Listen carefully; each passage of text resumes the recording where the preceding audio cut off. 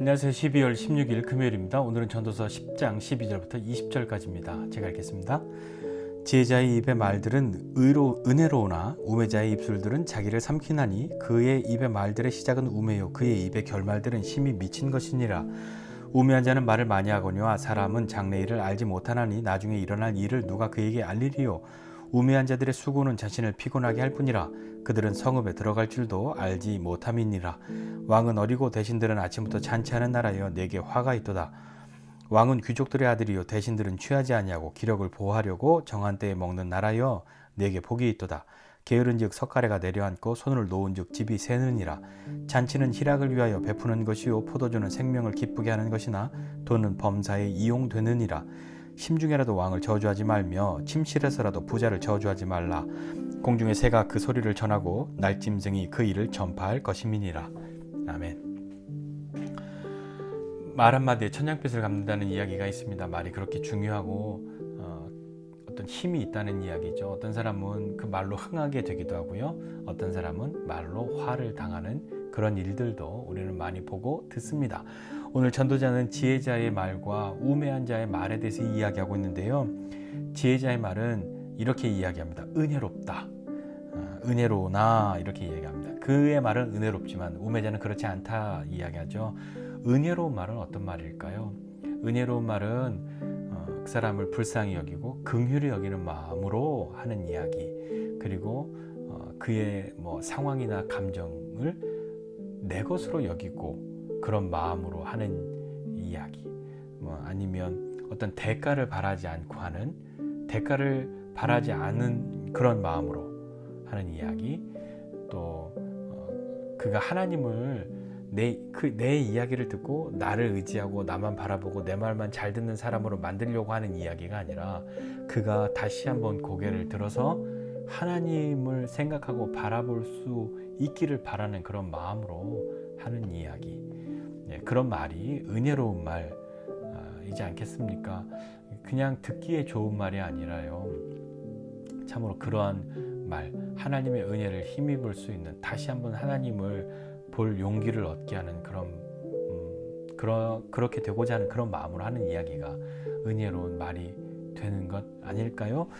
반대로 우매자의 말은 어떻습니까? 전도자가 이야기하기를 우매자의 말은 자기를 삼킨다, 자기를 망가뜨린다는 거죠. 자기를 쓰러뜨리는 말이 된다라고 이야기하고요.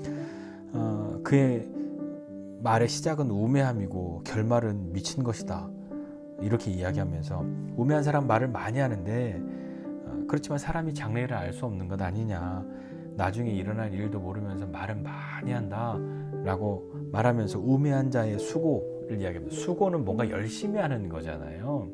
뭔가 힘이 들어간 거죠. 우매한 자의 수고는 뭐냐면 자기를 피곤하게 할 뿐이다.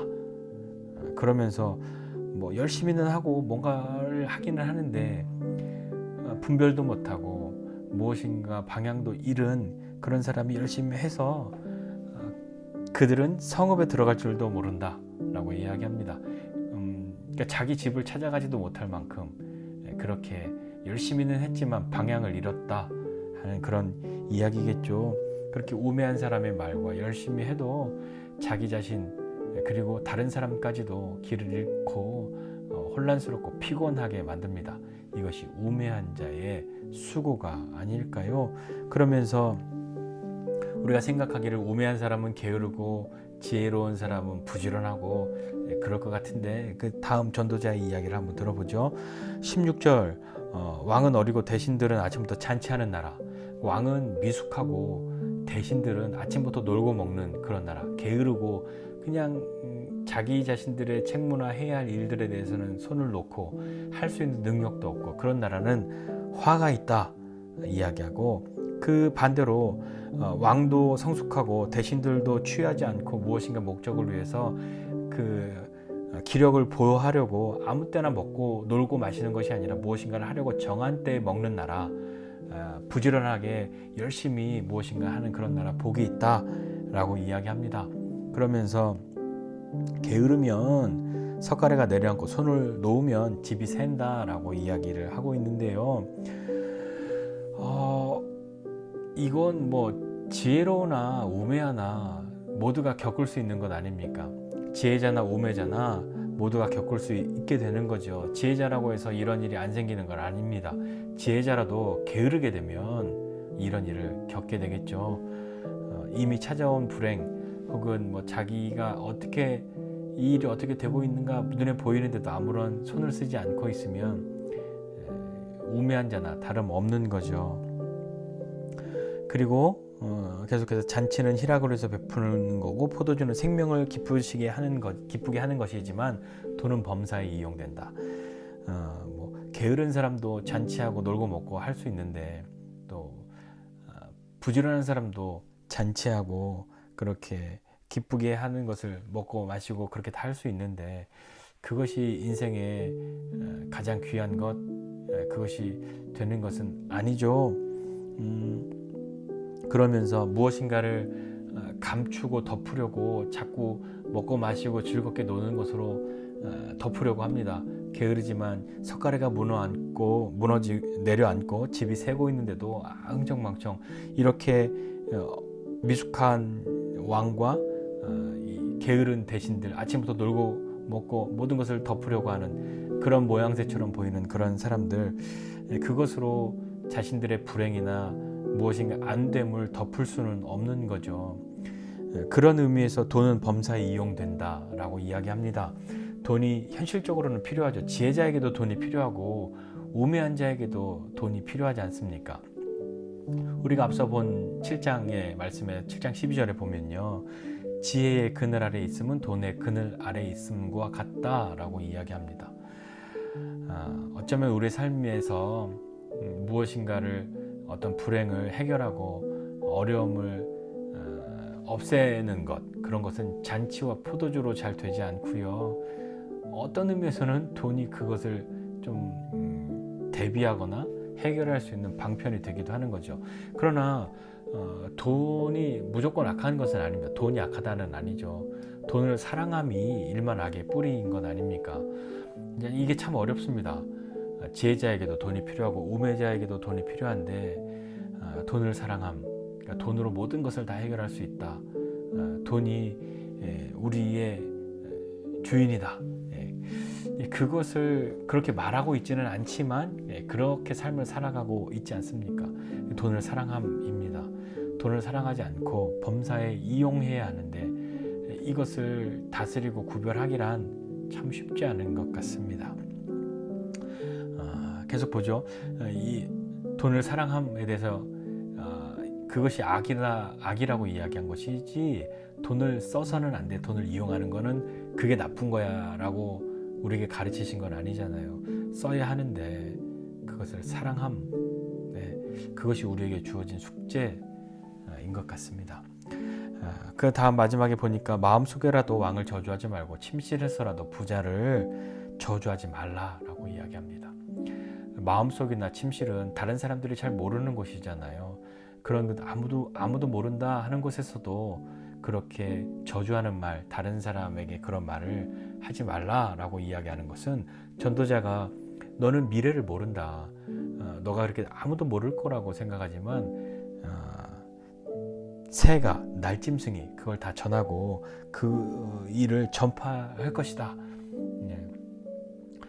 그렇게 이야기하죠. 앞으로 일어날 일들은 아무도 모르니까, 우리는 장래를 모르고 미래를 모르는 사람들인데 아무리 혼자 있다고 하여도 그것에 대해서 말 그리고 마음, 그것을 함부로 그렇게 흐트러 놓아서는 안 된다 하는 것이죠. 그것이 우매함으로 가는 길이 될 것 같습니다.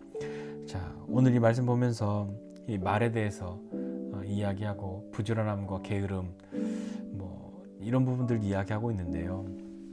한번 생각해 보시죠.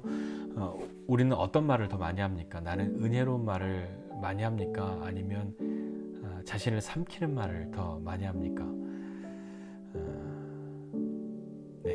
나뿐만 아니라 다른 사람을 향해서도요, 우리는 어떻게 하고 있는가, 그리고 어떤 말과 어떠한 마음으로 있는가를 한번 좀 생각해 보면서 하나님의 도우심을 구해야 하지 않겠습니까?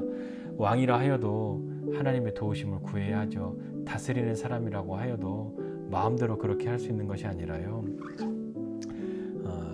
다스리는 자라도 다스림을 받는 사람이라는 것을 잊지 않는 것이 지혜이지 않습니까? 저와 여러분은 하나님의 다스림 가운데로 나아가고 우리의 말과 생각도 하나님의 은혜의 빛에 나아가서 하나님의 다스림 가운데에서 은혜의 말을 할 수 있는 사람, 그런 말을 하는 사람, 그런 이야기를 듣는 사람, 그리고 심중에서라도 마음속으로라도 그렇게 자기 자신을 삼키고 남을 삼키는 것을 멀리할 수 있는 그런 은혜의 빛이 우리 가운데 있었으면 좋겠습니다. 우리의 말과 우리의 마음 하나님이 다스려 주시기를 주님 앞에 구하면서 오늘 우리 하루 하나님의 은혜 가운데로 함께 나아가지 않으시겠습니까? 하나님 우리와 함께 하실 겁니다. 기도하겠습니다. 하나님 아버지 은혜와 사랑을 감사드립니다. 하나님 우리의 말과 마음과 생각을 주님 붙들어 주시고 함께 해 주십시오. 아무리 수고하고 애써도 방향을 잃는다면, 우리가 주님과 함께 하지 않는다면 그것은 우매한 자의 수고와 다름없는 것이 될 것인데, 하나님 그러한 수고하는 사람이 아니라 하나님 앞에 나아가 은혜의 말로 다른 사람을 살리고 세우고 우리 스스로도 하나님 앞에서 다시 한번 일어날 수 있는 사람들 되도록 주님 도와주시고 함께 해주십시오. 하나님 우리의 말과 우리의 생각 가운데에 주님 은혜의 빛을 비추어 주시기를 원합니다. 감사드리고 예수님의 이름으로 기도드립니다. 아멘.